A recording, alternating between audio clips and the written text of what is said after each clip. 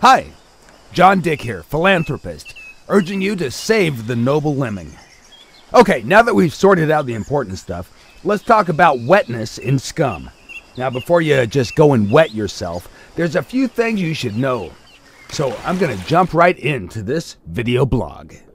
So, what's different between SCUM and other survival games when it comes to getting wet? Let me explain it by examining this sharp-dressed young man. It's easy to see that he's fully capable of surviving almost anything that nature can throw at him. The secret of his success is multiple layers of clothing that SCUM supports. Each piece of cloth has important properties like heat insulation, armor, inventory slots, and finally, there's a wetness property. All of these parameters are defined by material, meaning that a flannel shirt will perform differently than a leather jacket. As you can see from the inventory perspective, there are groups of layers per body region. The top group is assigned to the character's head, the middle one covers the torso area, while the bottom part is for legs and feet. By stacking layers of clothing, you combine their parameters in the same way you would do in real life. When it comes to layered clothing, your grandma was right. It helps you to adapt to any weather condition possible. So how can you get wet in the game?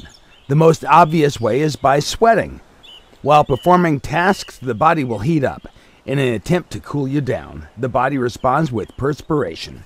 This kind of moisture is propagated from the inside out and also causes additional fluid loss or dehydration.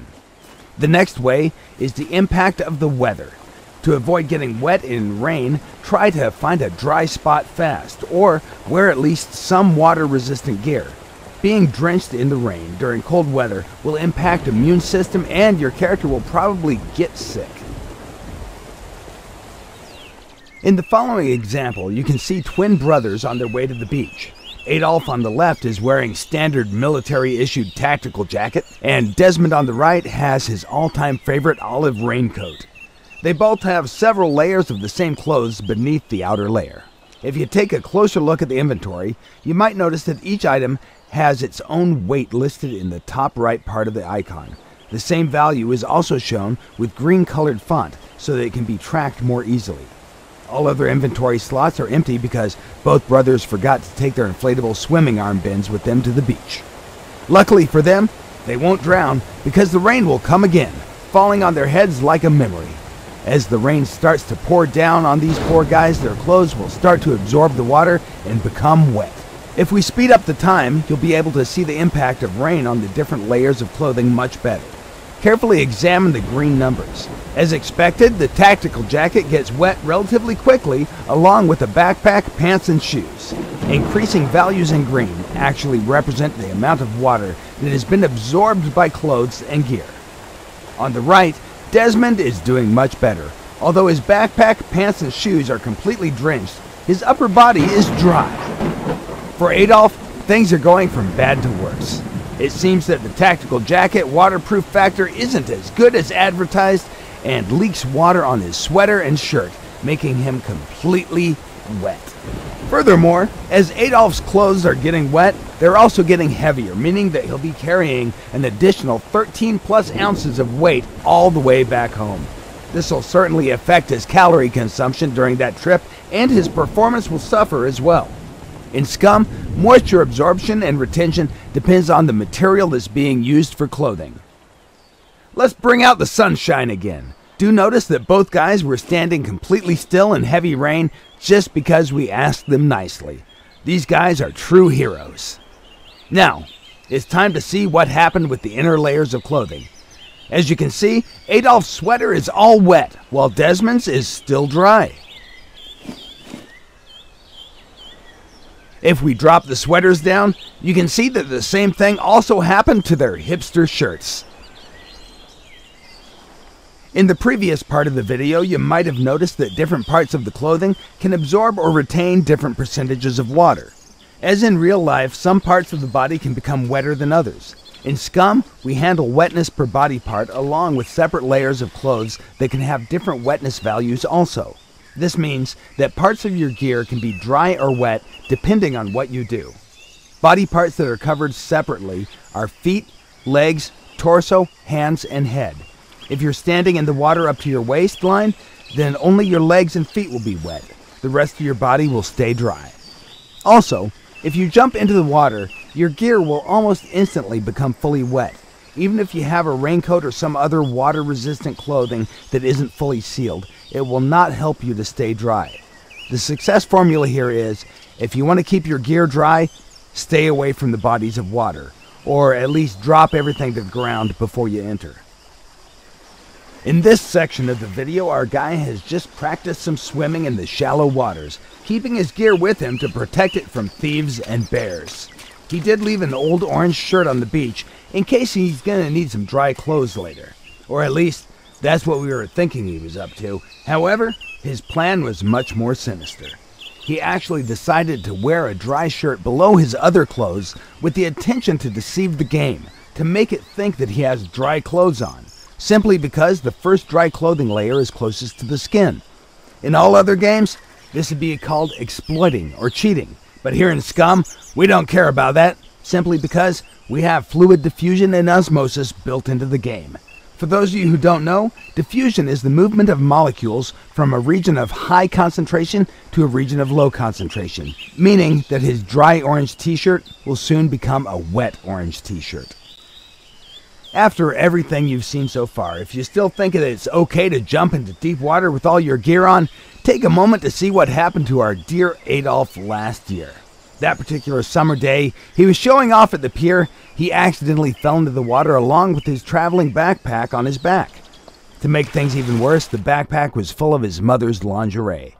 The next thing you know, all that stuff simply pulled him directly to the bottom. The only way to survive in this kind of situation is to drop excessive weight until the buoyancy pulls you up.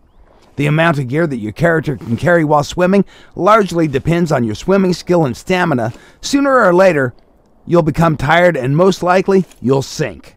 It's as simple as that. Now, let's talk about ways of drying your stuff off once it becomes wet. The easiest way to dry your clothes is by using the heat of your body in combination with the air temperature and wind.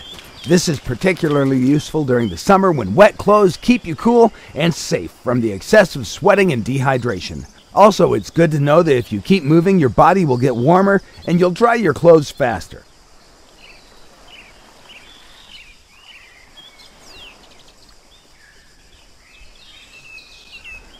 In the current example, you can see that simply by standing in the sunlight, you can dry your gear.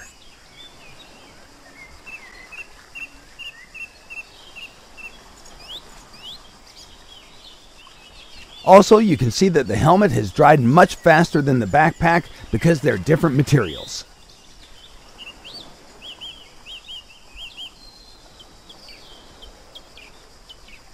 In the situations where air temperature is low, you can use heat sources to dry your clothes.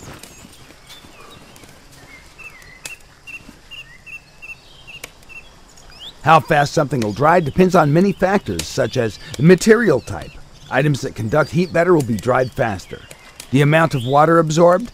If more water is absorbed, it takes more time for clothes to dry. Relative humidity.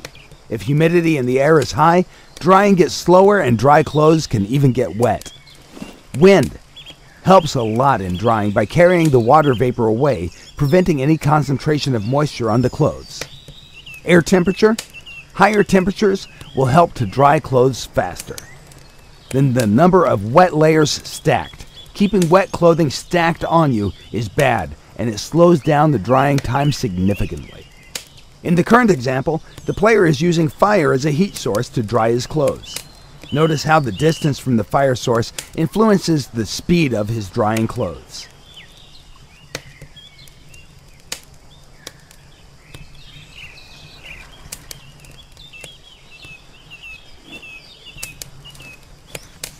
While the shirt, being closest to the fire, is almost dry, a jock jacket is a bit damp.